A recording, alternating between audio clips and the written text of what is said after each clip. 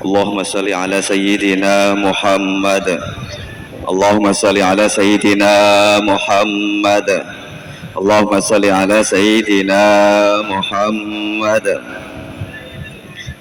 Hadirin wal hadirat rahimakumullah. Alhamdulillahirabbil alamin. Al-Mukarram Ki Haji Bahauddin Nur Salim atau Gus Baha sudah berada di tengah-tengah kita.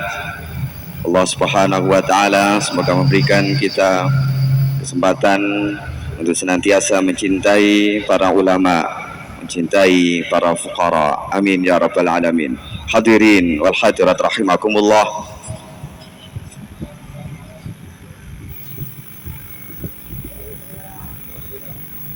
Mawaidatul hasanah yang pertama akan dihaturkan oleh Al-Mukarram Ki Haji Bahauddin Nur Salim dari Rembang. Allahumma salli ala Sayyidina Muhammad Allahumma salli ala Sayyidina Muhammad Allahumma salli ala Sayyidina Muhammad.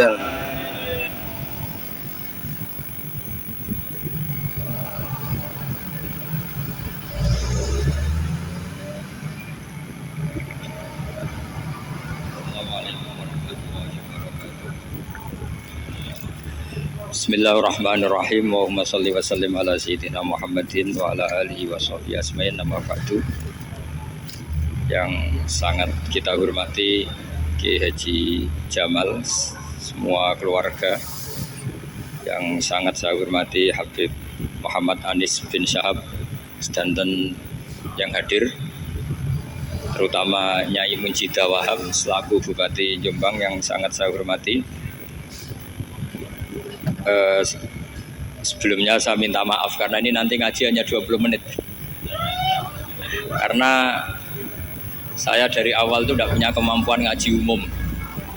Saya ingat saya ngaji umum ini yang ke 9 atau 8 belum pernah, karena apa ya, masa Rasulullah jadi Nabi itu 23 tahun terus sampean ingin ngaji paham dalam 1 jam, itu keangkuhan. Jadi Rasulullah itu jadi Nabi itu 23 tahun. Tapi orang ingin memahami Islam, nyewa kiai, diatur lagi, itu kalau nggak pernah sepuh itu dosa, itu jelas itu. Itu 1 jam ingin paham. Saya punya sekian cerita, ini Maulidur Rasul Sallallahu Alaihi Wasallam. Itu dulu zaman Nabi itu ada ayat yang Jibril jauh-jauh dari langit turun ke bumi hanya membawa 1 kalimat. Sehingga syarat seorang mufassir itu termasuk tahu pertanyaan kalimat apa yang hanya 1 diturunkan Jibril, yaitu kalimat minal fajr. Jadi dulu awal-awal Islam itu ada ayat kamu makan wakulu washrobu hatta yatabayyana lakumul khaytul abyadu minal khaytil aswad. Jadi kalau malam puasa itu orang boleh makan selagi melihat benang putih sama benang hitam itu belum kelihatan. Tapi kalau sudah kelihatan mana yang hitam, mana yang putih, berarti otomatis imsak. Itu sahabat entah saking lugunya, itu ya benar-benar masang benang hitam sama putih, dia makan. Nanti 1 jam dari makan misalnya diintip lagi, kok belum kelihatan, makan lagi. Mungkin yang istrinya cantik ya kumpul istrinya lagi, kalau tidak cantik ya sudah tidak usah. Sampai itu jadi perilaku sahabat berhari-hari. Ketika dilaporkan ke Rasulullah, Rasulullah itu tertawa-tawa. Kok ada begitu? Baru Jibril datang menerangkan minal fajr. Jadi benang hitam artinya masih malam, benang putih maknanya sudah fajar shadiq. Itu lama sekali. Saya ini termasuk orang yang sangat-sangat susah ketika orang ingin belajar Islam itu instan. Dulu Nabi jadi Nabi itu 23 tahun. Itu untuk menemukan teori masbuk, tidak nyalip imam, itu Nabi juga lama. Jadi dulu sahabat itu kayak anak-anak kecil zaman saya kecil, itu kalau imam sudah rakaat ketiga atau rakaat keempat, itu kalau orang-orang desa kan langsung takbir, terus dia sholat sampai 3 rakaat nyalip siapa? Imam. Nanti di rakaat keempat baru sama imam salam dia ikut salam. Itu hebat betul. Itu sama sekali nggak salah. Kalau ditanya, lo kok ikut salam? Kan sudah sama-sama 4 rakaat karena imamnya dia apa? Disalib. Jadi dia takbir terus tahu imamnya rakaat ketiga atau keempat terus nyalip sampai ke rakaat yang sama, nanti salamnya bareng-bareng imam. Itu dulu sahabat ya gitu. Kalau Rasulullah sudah di rakaat keempat atau ketiga langsung mereka takbir Allahu Akbar, nyalip. Setelah nyalip menyamakan dengan Rasulullah, Rasulullah salam juga ikut salam. Jadi itu dulu lama sekali prosesnya.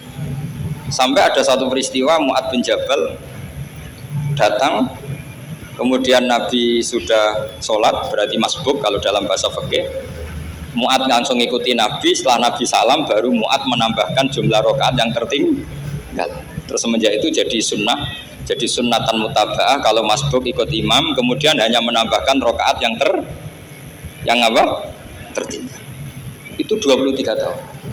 Jadi saya ngisi 20 menit yang nggak paham, 2 jam yang nggak paham, 3 jam yang nggak mungkin paham. Daripada gitu ya 20 menit saja. Ya itu betul, karena saya tidak punya kemampuan untuk itu. Saya masih ingat, saya ngaji umum pertama itu di hallnya abahnya Pak Hamid Pasuruan di Lasem. Kedua di Pak Hamid Pasuruan kemarin. Terus tadi di Kiai Robah Maksum, itu ajudannya 3 kali ke saya tidak mau. Kiai Robah datang sendiri, sudah sepuh dituntun. Saya ini agak-agak soleh lah, kalau sama orang sepuh itu pengapesan. Masih ingat lah aturan mainnya laisa minna malam yarham sahirona wa yuwaqir haqqa kabirina. Tapi yang sepuh betul kayak Mbah Jamal itu sepuh betul. Ada sepuh gaya-gayaan enggak mau. Karena memang Mbah Jamal itu bisanan sama saya, Mbah Sahal itu misanannya Mbah saya. Terus dapat Mbak Nafisah ya keluarga sini. Saya teruskan, kalau Mbah Robah itu faktornya sanad. Robah bin Maksum, Maksum ini muridnya Mbah siapa itu? Fakih, Mas Kumambang. Mbah Zubair dulu ya ngajinya sama Mbah Fakih apa? Mas Kumambang. Kemarin seminggu yang lalu saya di Pondok Termas, ya faktornya sepuh. Karena sanad saya Mbah Mun, Mbah Zubair, Kiai Fakih Mas Kumambang, kemudian Mbah Mahfud apa Termas. Saya terus mau cerita tentang sanad ilmu. Jadi Nabi itu 23 tahun dan itu tidak gampang, ada fasenya. Bahkan ada fase Nabi itu harus as-sukut anil mungkarat. As-sukut anil mungkarat itu diilmoni oleh pakar-pakar usul fikih. Apakah as-sukut anil mungkarat itu berarti mengikrari kemungkaran? Apa takhirul bayan? Saya ulang lagi pakai bahasa Indonesia. Ketika ada kemungkaran Nabi diam, itu diamnya karena nyari momen untuk ngandani, atau memang diam itu dengan tanda kutip jangan-jangan dianggap ikrar. Makanya ulama usul fikih itu berdebat.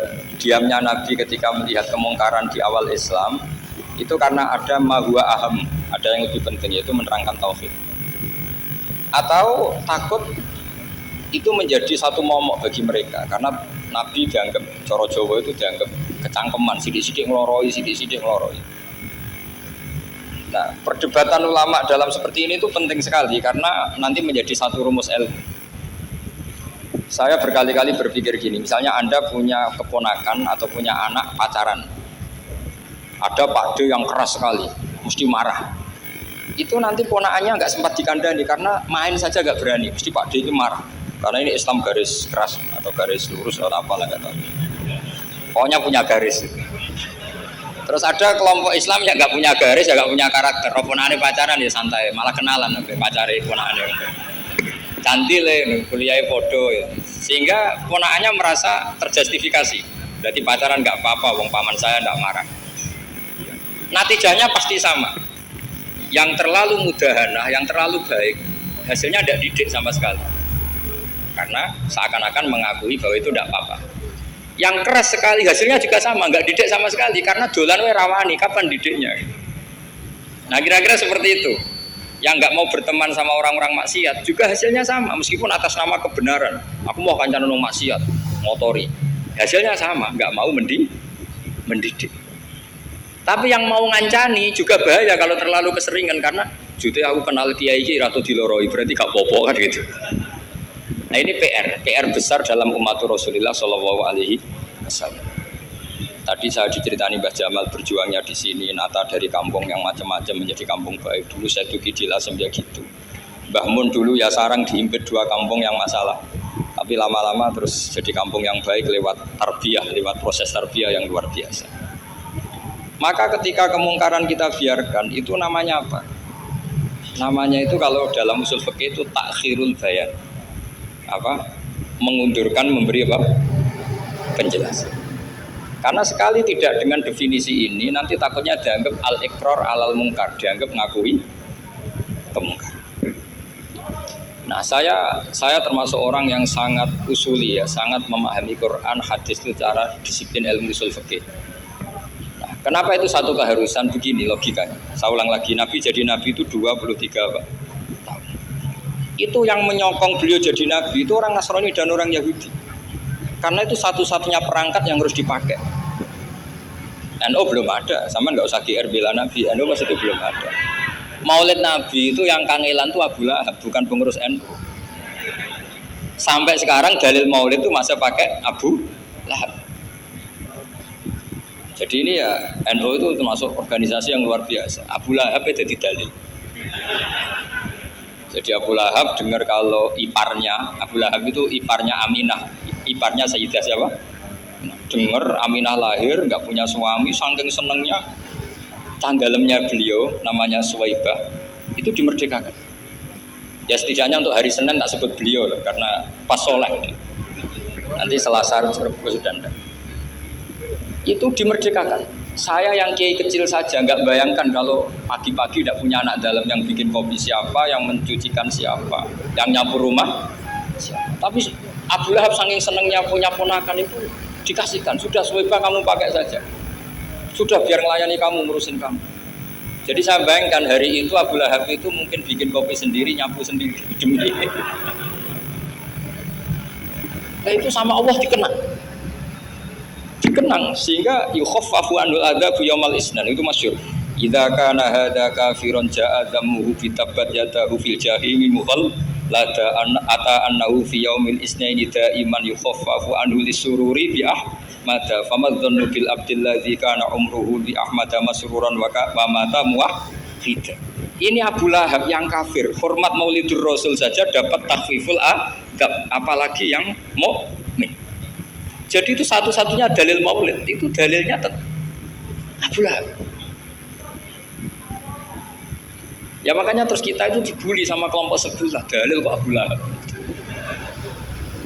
Tapi saya pastikan awal Islam itu yang menjadi perangkat nubuah itu hanya Yahudi dan Nasrani. Karena yang lainnya nggak tahu Nabi itu apa. Saya beri sedikit cerita. Nabi itu umur, anggap saja kita ikut kaul yang 12 tahun saja. Sebetulnya ada beberapa perdebatan, yang ada yang bilang 9, ada yang bilang 12. Tapi yang debat tidak usah didengerin, sama-sama nggak tahu kok ngotot. Kadang orang debat ya lucu, sama-sama nggak tahu kok ngotot. Anggap saja 12. Nabi datang ke Syam. Syam itu ya sekitar Syria, Lebanon, Palestina itu Syam. Itu pertama yang tahu kalau beliau Nabi itu ya rohib. Rohib itu terjemahnya ya pendeta. Rohib, Bukhairah nemuin Abu Thalib, itu siapa? Ini anak saya. Terus ditanya lagi, ini siapa? Ini anak saya. Sampai 3 kali. Terus sampai Abu Thalib itu agak tersinggung. Memangnya masalahnya apa kalau dia anak saya? Terus Ibu Bukhairah bilang gini, semua alamat Nabi pada anak ini itu ada semua, kecuali kecelakaannya satu, anak kamu. Loh memangnya masalahnya apa? Karena alamatnya Nabi di Taurat dan Injil itu yatim, sementara ini punya bapak kamu, ini masalah. Jadi dilihat macanya sudah memenuhi kriteria, semua memenuhi kriteria, kecuali satu, karena punya bapak Abu. Akhirnya Abu Thalib ngaku, enggak, ini tidak anak saya, ponakan saya. Akhirnya diketahui kalau ini benar-benar calon Nabi. Pertama yang tahu siapa? Pendeta. Karena yang punya khazanah kitab samawi itu ya para orang Nasrani dan Yahudi. Sehingga Al-Quran meskipun pada akhirnya ngeritik Yahudi Nasrani itu, tapi nggak bisa nggak bicarakan Yahudi dan Nasrani. Karena satu-satunya yang masih punya kitab samawi itu Yahudi dan Nasrani, meskipun sebagiannya sudah dirubah-rubah. Alamat pertama itu seperti yang diceritakan di berjanji afi ainaihi humratun, matanya dilihat. Terus perlakuan pohon, saya pernah di pohon itu, pohon nubuah, itu umurnya ribuan tahun. Itu kalau Nabi duduk misalnya di arah barat, matahari dari barat, normalnya kan kena kesetrong matahari. Itu yang rubah itu dahannya. Jadi Nabi itu orangnya lugu, duduk aja nggak mau mikir. Memang syaratnya Nabi itu nggak boleh mikir, harus umi itu lugu. Nggak boleh Nabi mikir besok makan apa, terus menjabat apa, itu nggak boleh. Itu udah Nabi itu, maklar itu. Nabi itu nggak boleh mikir. Makanya Quran nyifati Nabi itu makun tata drimal kita bualal iman. Kamu itu tidak tahu kitab itu apa, iman itu apa. Jika Nabi itu nggak bisa jumpa pers, nggak bisa. Nabi kok memaklumatkan wah saya tadi malam, nggak bisa. Nabi itu justru bagus keliru pertama jadi Nabi. Nabi pertama ketemu Jibril itu dikira malakul maut, dia lari ketakutan. Zamiluni Khotijah, saya ini takut, itu tadi ada malakul maut, saya takut. Sama Khotijah dikemulin. Jadi Nabi itu nggak tahu kalau itu malaikat siapa? Jibril. Jibril nggak bisa dia kenalan nggak di seminar. Ini malaikat Jibril pernah kuliah di sini, nggak bisa seperti itu. Jibril itu ya aneh. Pertama ketemu Nabi, Iqra ya Muhammad, kamu harus baca ini. Kata Nabi, Nabi Qur'an saya tidak bisa baca. Harus bisa. Dipaksa sampai 3 kali. Nabi itu jawab, saya tidak bisa baca. Terus kata Nabi kenangnya, Tony, saya didekap. Kamu harus bisa baca. Setelah baca dilepas, Nabi lari pulang terus bilang ke istrinya Zamiluni. Ini secara nahwu agak aneh karena mukhatabahnya perempuan satu, harusnya Zamilini. Kalau untuk perempuan harusnya idribi ya, unsuri. Tapi karena Khadijah dihitung ahl itu keluarga, maka Nabi pakai khitab apa? Mudzakkar jamak Zamiluni. Jadi Nabi nggak tahu kalau pertama jadi, karena syaratnya Nabi harus ummi. Justru karena umi itu orisinil, semua yang dikatakan Nabi pasti dari wahyu.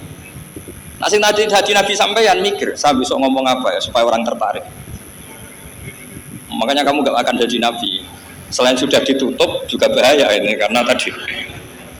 Makanya saya ngaji itu ya sekenanya saya tidak pernah ngaji itu mikir. Karena ngaji itu menarik ndak itu terserah nasib. Kalau nasib sedang baik, kamu tidak paham gini, wah Gus Baik ilmunya tinggi sampai kita tidak paham itu kalau nasib sedang baik. Kalau nasib tidak baik, ngomong sudah enak apa, sebulet tuh. Jadi sebetulnya ini masalah qalb. Allah yang muqallibal qulub. Kayak kamu kelihatan serius itu kalau nasib sedang baik dianggap pemikir. Kalau nasib sedang nggak baik, wong kok merengut terus mesti begitu. Kalau kamu nasib baik, sering guyon mesti orang komentarnya alhamdulillah itu ceria, gampang syukur. Kalau nasib gak bahagia itu guyu-guyu jelas kan gitu. Sehingga Nabi itu memang gak boleh mikir. Sehingga diistilahkan makun tadri mal kitab walal iman. Kamu itu tidak tahu Muhammad kitab itu apa iman. Justru itu bagus. Gak tahu itu bagus kalau untuk Nabi. Kalau untuk apa? Sehingga orisinil datang ke Khadijah Zamiluni. Jawabannya Khadijah lucu. Kamu betul ketemu orang seperti ini ke makhluk ya seperti ini nih. Iya kata Nabi.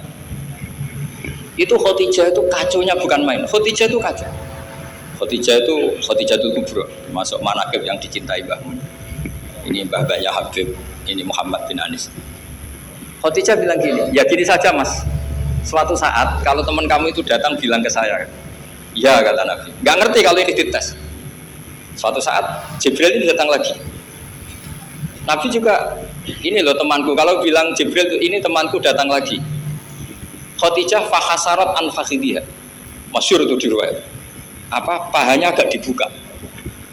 Mas, temanmu masih, lari katanya. Terus setelah lari ditutup lagi. Temanmu datang lagi. Ya, datang lagi.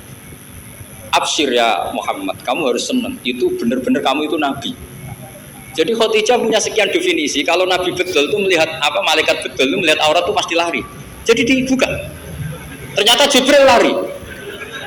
Khadijah ini tidak tahu, yang tahu Nabi. Nabi ya nggak tahu kalau dites. Kalau Nabi tahu, kok nggak enak dites ya. Jadi ini mungkin, jadi Nabi itu nggak tahu kalau dites. Mas, kalau temanmu datang bilang saya. Setelah pas Nabi sama Khadijah, Jibril datang. Masyhur tuh fahasarat an fakhidiyah. Dibuka, temanmu masih Mas, lari. Ditutup lagi. Sekarang gimana Mas? Datang lagi. Kamu harus seneng, kamu Nabi betul. Karena kalau itu setan, wah mesti seneng nonton aurat yang itu. Itu Nabi tidak tahu kalau dites. Kalau sampean kan tahu, kalau mau dites istri. Sampai mulai katut tong wedok liya teko mesti bojo mbek servis untuk menutupi semua keburukan itu. Itu Nabi. Uniknya terus Khadijah, Nabi jadi Nabi sama Khadijah itu tahu dulu Khadijah. Nabi nggak tahu kalau mau jadi Nabi, tapi Khadijah tahu. Sehingga ketika umur 25 tahun Nabi sebagai pedagang, Khadijah itu ngirim mata-mata namanya Maisarah. Maisarah itu nama lelaki. Saya tambahin lagi Maisarah nama lelaki. Nanti kalau kamu artikan nama perempuan, oh berarti Nabi kemana-mana punya perempuan. Enggak, Maisarah itu nama lelaki. Maisarah dikirim Khadijah. Terus gimana Muhammad di perjalanan? Tudhilluhul ghamamah tuti'uhus sahaib. Kemana-mana dipayungi oleh mega, oleh awan. Sekian informasi ke Rasul ke Khadijah itu dimasukkan semua ke Khadijah. Tapi betapa kecewanya Khadijah ketika Nabi nikah umur 25 tahun, Khadijah umur 40 tahun, itu kok gak jadi Nabi. Itu mulai kecewain, sido jadi Nabi tau ora. Makanya ketika tahun ke-40, berarti Nabi umur 40, cerita ketemu tadi Jibril, sebenarnya Nabi gak tahu itu Jibril, gak bilang Jibril. Itu Khadijah senangnya bukan main. Karena apa yang dibayangkan dia terjadi. Fa la yuzika wa abadan innaka la tasilur rahim wa tahmilul kalla wa taksibul maktub wa taqridu fa wa tu'inu ala nawaibil haq. Ini kalau istilah bahasa Pak Said Akil, syarat jadi rakyat Suriah harus hafal gitu. Sonono, syaratnya jadi ulama. Saya ini jadi ulama sebelum di NU. Makanya kata Mbak Mun dulu bilang kiai ono loro, ono kiai sing ning NU, berarti kiai sik lagi ning NU. Ono sing kiai NU, nak gak pengurus NU ada di kiai gitu. Itu guyonannya Mbak Mun. Akhirnya Khadijah itu sempurnanya bukan main karena pernah ragu 15 tahun. Kan dari umur 25 sudah yakin kalau ini Nabi, kemudian nggak tahu bukti berikutnya, makanya terus ini jadi Nabi enggak. Setelah umur 40 benar-benar Nabi, paginya diajak ke Waraqah bin Naufal, masih pernah paman sama Khadijah. Ya Ami, ini Ibnu Akhika mau cerita. Terus Waraqah ini Nasrani. Di kitab Bukhari disebut wakana imro'an tanas sorofil jahiliyah wa yaktubu Injil bil Ibraniyah masyaallah ayaktub. Jadi Waraqah itu penginjil, pendeta. Tapi nanti loh, kamu jangan salah paham terus kayak pendeta sekarang, enggak, ada periode di mana Injil masih asli dan ada periode ini yang sudah muharraf. Itu kan ya itulah khasnya ulama sudah. Akhirnya Waraqah tanya, kamu ngomong saja ya Ibnu, manggilnya seperti itu. Akhirnya Nabi cerita ketemu Jibril, sebenarnya beliau nggak tahu itu Jibril cerita. Terus kata Waraqah, hadan namus alladzi ja'a bi Musa, masih pakai bahasa namus, hadan namus alladzi ja'a bi Musa. Itu namus semacam malaikat yang mendatangi Musa. Terus uniknya Waraqah bilang gini, wa iyudribni yaumuka ansuruka nasron mu'azzaron. Andai kan saya menemukan hari ketika kamu jadi Nabi, akan saya bilang mati-matian. Kapan itu paman? Fina yukhrijuka kaumu, ketika kamu diusir oleh kaum kamu. Nabi sebagai orang baik, makanya GR jadi orang baik itu ya boleh. Nabi sebagai orang baik itu tanya, awamu khrijiyahu. Kalau kiai mana nih awamu khrijiyah ana ta iku wong sing ngetokno ingsun hum ta kaumi. Masa saya nanti diusir kaum saya? Saya ini termasuk keluarga terhormat, perilaku saya baik. Masa saya nanti diusir? Terus kata Waraqah, tidak ada seorang pun yang jadi Nabi kecuali nanti ngalami diusir. Jadi yang tahu mau diusir itu ya Waraqah. Nabi malah tanya, masa saya nanti diusir? Karena tadi syaratnya Nabi harus ummi itu keibu-ibuan. Jadi nggak tahu. Tapi nggak tahu di Nabi itu sifatu madkhin, sifat pujian, bukan sifatu naqsin, sifat apa? Kekurangan. Akhirnya Nabi mulai sadar, wah ini jadi Nabi tenan kan gitu. Jadi makanya kitab Fathul Bari, sarahnya Bukhari, termasuk komentarnya Said Muhammad di beberapa kitab beliau, di Mafahim, di beberapa kitab. Kamu jangan terlalu fikih. Kalau terlalu fikih kan nggak boleh mempercayai omongan orang kafir, orang ahli kitab. Karena awailun nubuwah itu yang komentar semua ahli kitab. Awailun nubuwah itu yang tahu bahwa Nabi Muhammad calon Nabi itu semuanya data dari ahli apa? Ahli kitab. Sudah akhirnya Nabi ketemu Jibril lagi yang menurunkan ayat ya ayyuhal mudaththir qum fa'anzir wa rabbaka fakabbir wa thiyabaka fatahhir wa rujza fahjur wa la tamnun tastakbir wa li rabbika fasbir. Nabi mulai yakin ketemu Jibril. Setelah sering ketemu Jibril, Nabi ya dengan tanda kutip nggak tahu aturan mainnya lagi. Setiap ada pertanyaan bilang gini, sudah tak jawab besok. Mentang-mentang besok Jibril datang. Ternyata Jibril tidak datang. Sampai 40 hari. Akhirnya dibully sama umatnya. Mat jari so jawab ternyata ada bisa. Piye Jibril ora teko. Akhirnya diwarai meneh. Ngene lho carane dadi nabi, wala taqulan nalisein ini fa'ilun dzalika hudan illa yasha. Jadi nabi, sudah kamu besok datang ke saya tak jawab karena nabi mentang-mentang besok mau konsultasi sama apa? Jibril. Ternyata Jibril tidak datang karena nabi lupa tidak mengatakan insya Allah. Kalau nabi itu tahu semua, pasti nabi mengatakan insya Allah dulu. Tapi nabi memang sebaiknya nggak tahu. Umi, justru itu wa ma yantiqu anil hawa in huwa illa wahyun. Itu beberapa peristiwa. Sehingga syaratnya jadi wali, karena anak wali itu warasatul anbiya. Ya kudu rada goblok sithik-sithik. Enggak boleh wali kok cerdas, analisis enggak boleh. Wali kok delok TV ngrungokno pakar-pakar analisis. Iku ora wali, jadi maklar ya. Enggak boleh. Jadi misalnya yang menang Pak Jokowi atau Pak Prabowo, enggak boleh pakai Pak Jokowi petahana, wos gini, enggak boleh. Wali kalau ditanya yang menang Pak Jokowi, Pak Prabowo, biadillah gitu aja. Itu urusan Allah. Itu alamatnya apa? Itu enggak penting, yang penting boleh ridhanya Allah. Enggak menarik figur-figur seperti itu wali. Sudah saya teruskan supaya clear ya masalah Maulidur Rasul Shallallahu Alaihi Wasallam. Itu kita tidak punya data kecuali dari ahli kita. Yahudi lebih ngeri lagi. Yahudi itu punya kriteria syaratnya Nabi harus min dzurriyyati Ibrahim. Ya makanya kitab yang paling disenangi Mbah Mun itu Berjanji. Syaratnya Nabi harus min dzurriyyati Ibrahim. Lalu Muhammad itu siapa? Kok tahu-tahu Nabi? Dia itu orang Arab itu jahiliyah, wongnya goblok-goblok. Wah, akhirnya terus jadi polemik ilmiah kan. Akhirnya Nabi memaklumatkan diri kalau beliau min dzurriyyati Ibrahim, dibuktikan Ibrahim pernah singgah di Mekah, yaitu fihi ayatum bayyinatum maqamu Ibrahim. Bahwa Ibrahim pernah hidup di Mekah ada buktinya, yaitu ada bekas kaki di dekat Ka'bah. Akhirnya Ibrahim meninggalkan Ismail. Ismail kecil kekurangan air, Hajar lari-lari nyari air 7 kali. Akhirnya jadi sa'i bena Sofa wal. Ada sekian bukti kalau Ismail itu hidup di Mekah, menikah sama suku Jurhum. Akhirnya orang Yahudi mulai ngeber. Iya, Muhammad pantas jadi nabi. Ternyata orang Mekah turunan Ibrahim alaihis. Itu andekan orang Yahudi yang tidak komen, itu juga gak dilacak nasabnya Nabi. Gara-gara orang Yahudi komen, Nabi itu harus turunan Ibrahim. Kamu asal usulnya gimana? Akhirnya Allah sendiri yang menjawab bahwa Nabi lahir dari Ibrahim. Padahal Ibrahim itu orang Palestina. Logikanya gimana? Ternyata Ibrahim pernah singgah di Mekah. Ada bekas kakinya, ada ritualnya yaitu lari bena Sofa wal Mar'ah, menceritakan wal Marwah, menceritakan apa? Ibrahim ketika nyari apa? Siti Hajar ketika nyari apa? Itu disebut fihi ayatum bayyinatum maqamu. Maka Berjanji itu kitab yang masalah madaih itu bagus secara tarikh. Jadi kitab madaih itu beda-beda. Ada yang kayak Habib Ali. Habib Ali itu lebih ke isek itu berontok. Jika saya suka baca Simtud Duror itu kalau pas isek, pas berontok. Berontok itu ya pas kangen Nabi, biasanya saya wudhu terus baca Simtud Duror itu pas isek. Tapi kalau saya ingin baca sejarah suka Berjanji. Kalau Habib Ali jelas isek. Yang duriannya sekarang di Solo termasuk Habib Muhammad bin Husain bin Anis bin Alwi bin Ali yang punya Simtud Duror. Jika kalau beliau baca sholawat ya sholatan yattasulu biha ruhul musalli alaihi. Fayam basitu fi qalbi siru nuri ta'alluqi bi wa hubbi. Fayuktabu biha bi inayatillahi nabu fi hisbi. Kalau Berjanji enggak.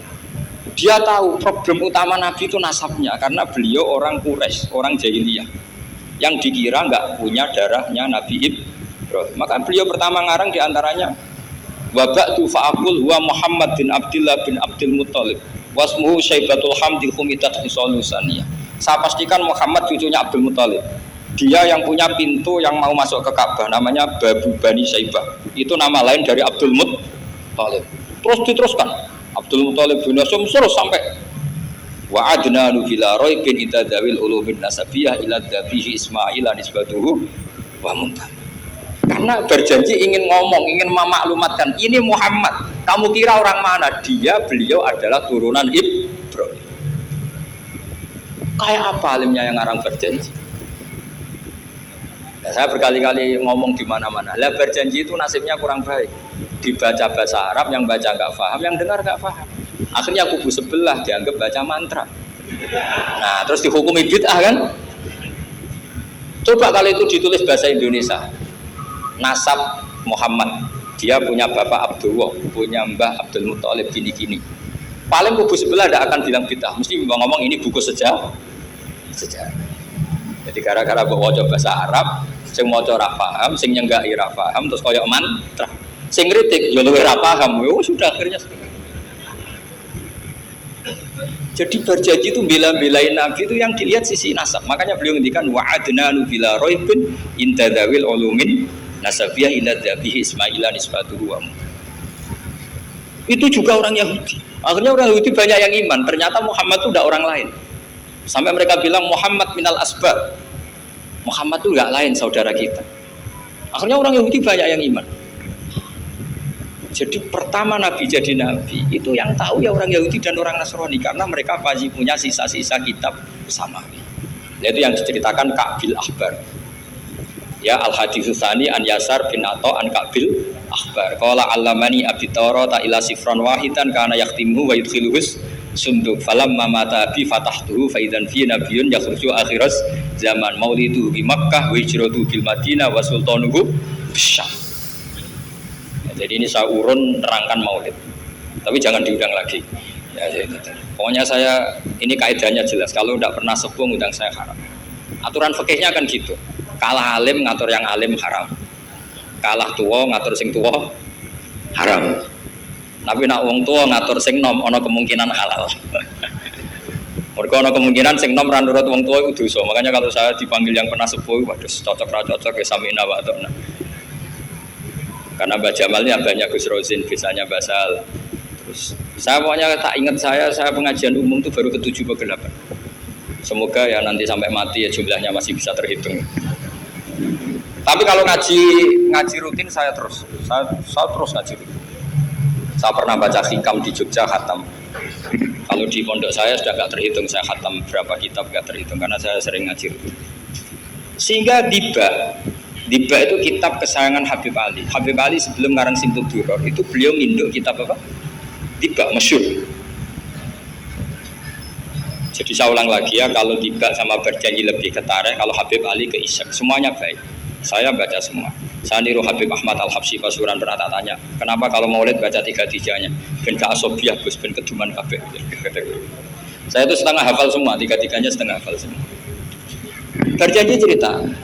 Al-Haditsus Diba yang ini Diba. Al-Haditsus tsani an Yasar bin Atha an Ka'bil Ahbar. Kata Ka'bil Ahbar, saya ngaji sama bapak itu Taurat itu khatam. Tapi saya itu iskal itu janggal. Kenapa ada satu lempiran yang enggak diajarkan? Disimpan fisunduk. Jadi orang Yahudi itu ada baiknya. Mestinya kalau mangkal kan dibakar supaya hilang jejak. Enggak. Karena Yahudi itu ada unsur nubuah. Karena babanya Yahuda bin Yakub bin Ishak bin Ibrahim. Tapi Yahudi yang orisinal ya. Saya berkali-kali ngaji bilang Israel itu kalimatu madhin, pujian. Sehingga Israel disebut wa anni faddaltukum alal alam itu Israel yang bani karena ada gennya Nabi. Kalau Israel yang sekarang itu nation, sebuah negara. Mereka ada yang Zionis, ada yang turunan Eropa, Amerika, terus Islamofobia. Itu beda Israel yang negara dengan Israel yang bani. Kalau yang bani itu ada unsur gen para apa? Nabi, sehingga ya bani Israel. Tapi kalau Israel sekarang nama sebuah negara. Sehingga ketika Allah bilang ya bani Israel itu khitabnya pada penduduk Medina.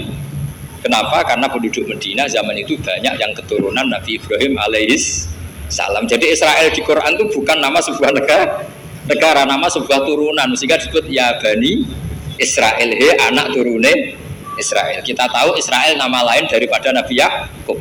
Yakub bin Ishak bin Ibrahim. Ya karena memang saya nekuni ilmu. Kalau tadi yang Banjari kan nekuni suara. Jadi suaranya bagus. Itu kalau nggak ditopang al-jamalul akli, logikanya juga bagus. Itu bahaya, nanti orang mau nyanyi tok. Nah ini tak bantu. Tadi ada al-jamalus sauti, kebaikan secara suara. Ini tak bantu al-jamalul akli, kebaikan secara mana? Ya mestinya keren al-jamalul akli, karena al-jamalus sauti itu penyanyi dangdut bisa. Semua penyanyi bisa kalau suara bagus ya. Tapi kalau maknani tiba itu kalau tidak orang alim tidak bisa. Terus tuku terjemahannya tetap paham, bakat gitu. Saya teruskan. Falam mama tabi, orang Yahudi itu unik. Wong dia benci kok naskah itu tetap disimpan. Terus kata Kabul Akbar, falam mama tabi fatah tuh ketika bapak saya meninggal. Kotak ini tak buka. Faidan fihi nabiyun yakhruju akhir zaman. Di situ ada keterangan bahwa akan ada nabi yang keluar akhirat. Mauliduhu bi Makkah wa hijratuhu bil Madinah wa sultanuhu bis Syam. Kerajaannya itu di Syam. Bareng Kabul Akbar ini sebetulnya menangi Rasulullah SAW. Tapi dia nggak mau iman karena Nabi itu nggak lengkap menurut dia. Ini Muhammad sudah benar lahirnya di Mekah, wafatnya di Madinah, tapi masih kurang satu, wa sultanuhu bis Syam. Zaman itu Syria, Lebanon, Palestina masih di bawah pasukan Salib, pasukan Nazaret. Sehingga dia mikir, katanya kerajaan Islam ada di Syam, ini kok Muhammad nggak jadi raja di Syam. Sehingga dia menunda imannya, yuakhiru Islam. Bareng era Sayyidina Umar, beliau bisa menaklukkan Baitul Maqdis. Terus dia iman. Makanya imannya Kabul Akbar itu era Sayyidina Umar karena sudah masuk definisi ketiga wa sultanuhu bisyam, kerajaannya Nabi ada di iman. Sekali iman langsung pinter deh. Wong sedurunge baca kitab Samawi banyak. Sehingga Sayyidina Umar kalau mau tanya kitab Samawi ya tanya Kabul Akbar. Karena beliau itu Nabi sudah benar maulidu di Makkah, wa hijratu bil Madinah, wa sultanuhu bisyam. Rasulullah ketika wafat atau intaqala ila rafiqil a'la itu belum menangi Islam menaklukkan mana Palestina. Tapi Nabi itu kasef. Nabi itu nak kasef itu ya lucu. Maka kalau ada kiai lucu itu ya anggap aja niru Nabi. Nabi itu lucu. Ada sahabat itu gak mati ganteng, pendek gak mati ganteng, namanya Surakoh. Itu digojlok sama Nabi. Surakoh, bagaimana kalau kamu suatu saat itu pakai tas itu apa? Mahkotanya raja Syam, raja Kaisar. Ya Surakoh ya dianggap Nabi Gujan gitu aja. Nabi Gujan naik cerita. Singkat cerita, suatu saat Umar itu mengalahkan kerajaan itu, Kaisar itu dikalahkan Umar. Saking takutnya lari, mahkotanya itu jatuh disaksikan Surakoh. Terus ingat, dulu Nabi pernah ngendikan itu disuruh pakai saya. Akhirnya sama Surakoh dipakai. Ya tetap orang ganteng, orang ganteng. Itu padahal sudah pakai mahkota gitu. Karena setelah dipakai, kata Umar, ikhlaq itu dicopot. Mau saya pakai untuk Baitul Muslimin, untuk Baitul Mal. Kata Surakoh, bukankah Nabi ngendikan kalau ini yang pakai saya? Jawabnya Umar, innama yaqulu Rasulullah lital bisaha walam yaqul litamlikaha. Kata Nabi hanya menghentikan kamu disuruh makai tapi tidak disuruh memiliki. Kayak apa Rasulullah kasefnya? Itu kata orang-orang yang pernah ke Turki. Saya belum pernah ke Turki, tapi saya hafal hadis sahih ini. Itu ditulis di masjid Turki itu, la taftahunnal Konstantiniyah. Kamu akan bisa mengalahkan pasukan Konstantinopel. Itu dikalahkan setelah 1000 sekian tahun dari wafatnya Nabi. Kayak apa kasufnya Nabi? Karena Nabi wa ma yantiqu anil hawa in huwa illa wahyu.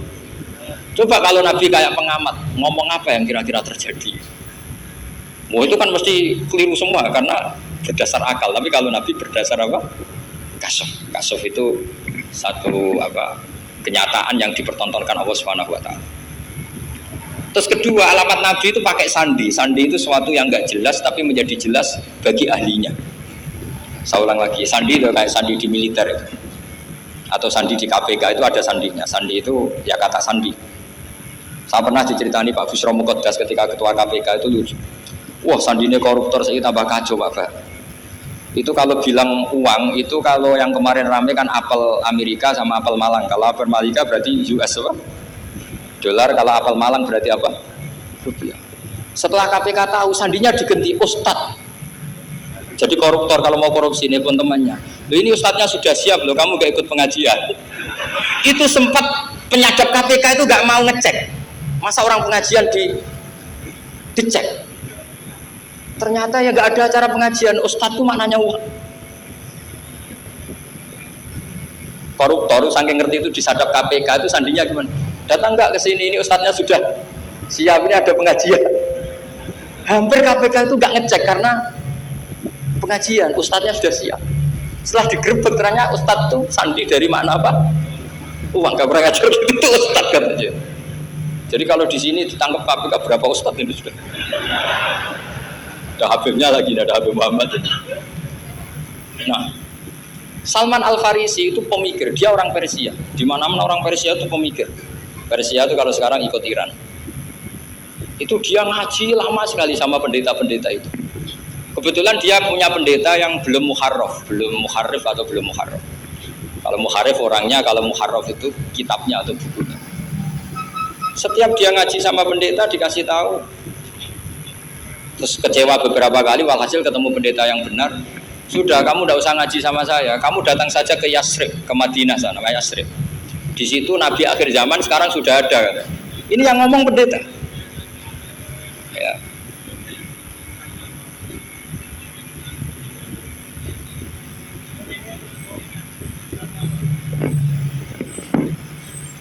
Ya terus sandinya itu 3.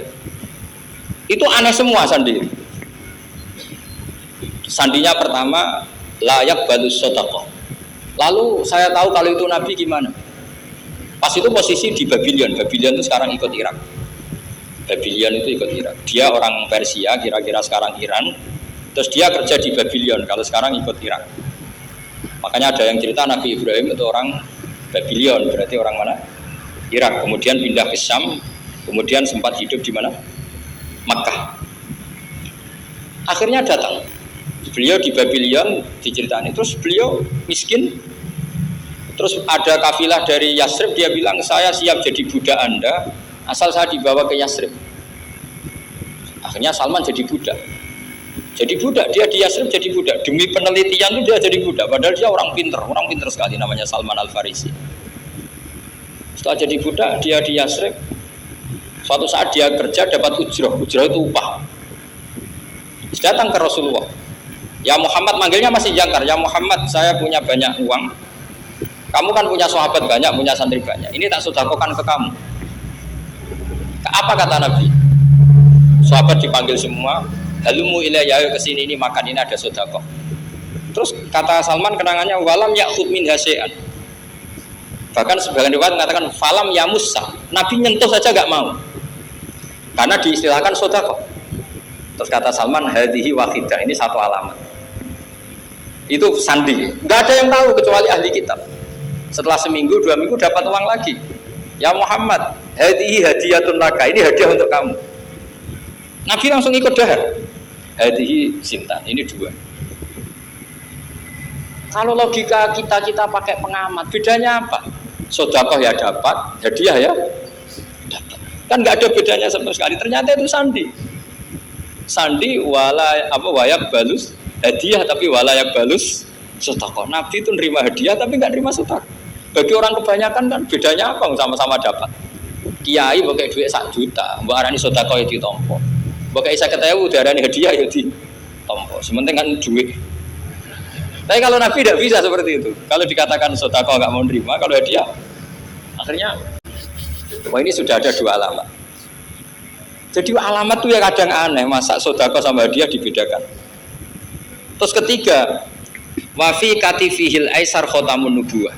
Mislu baidatin nu'amah. Di katifil aisar, apa kalau orang sini bilang apa?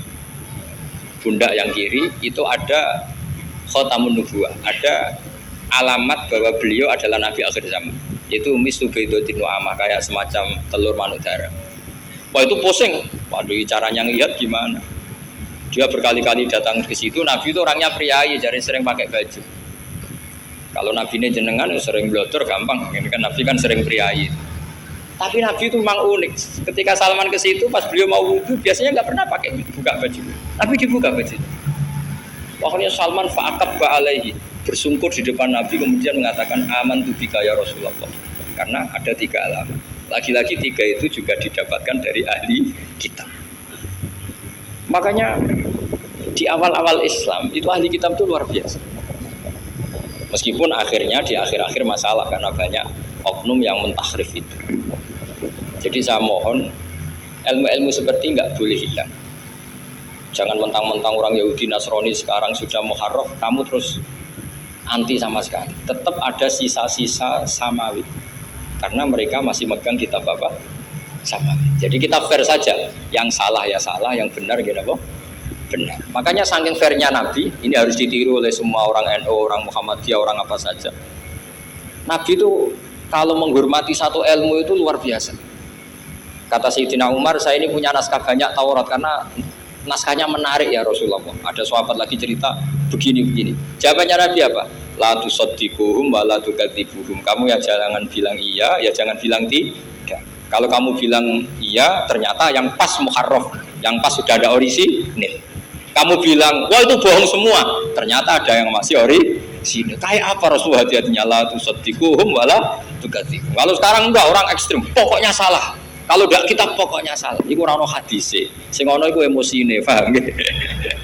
Jadi Nabi itu fair, kalau sesuatu enggak mesti ya la tusaddiquhum wala tukadzibuhum. Kamu ya jangan bilang iya, ya jangan bilang tidak. Wa qulu amanna billah wa ma unsila ilaihi.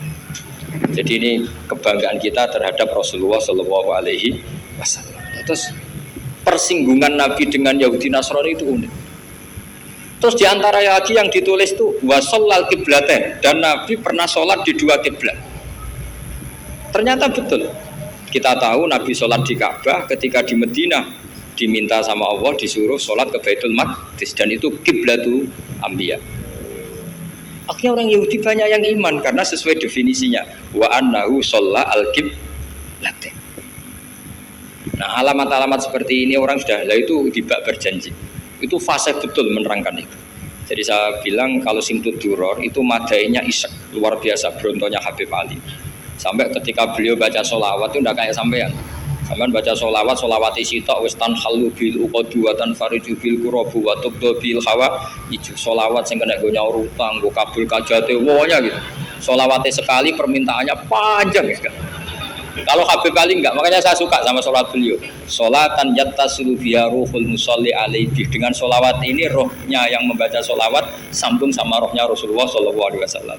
Barokahnya sambung menjadi mencintai. Barokahnya mencintai wayuk tabu biha di inayatillah fi hisbi. Barokahnya mencintai ditulis termasuk umatnya Rasulullah Shallallahu Alaihi Wasallam. Nah sholawatnya sampean kan enggak seneng tan halu bil uqad, semua problem hilang. Watan farijubil kurab, semua kesusahan hilang. Waktu bil hawa cek kabul kajate. Waktu nalu biroho kasil sing seneng-seneng wis pokoknya sudah. Saya itu ya kadang iskalnya sholawat isi tok jalukane cek akeh. Ya, tapi itu tetap baik ya. Piro-piro tawasule mbek sholawat ra gunung kawi ngoten mawon nggih. Tetap baik. Tapi ya ada kelasnya yang sholatan yatasilu biya ruhul musolli alaihi. Ini sudah sholawat kesek. Pokoknya butuhnya sambung kanjeng. Nah, sampean butuhnya kabul. Jadi ya tidak apa-apa lah. Piro-piro tawasul lebih sholawat ora be gunung kawi. Assalamualaikum warahmatullahi wabarakatuh.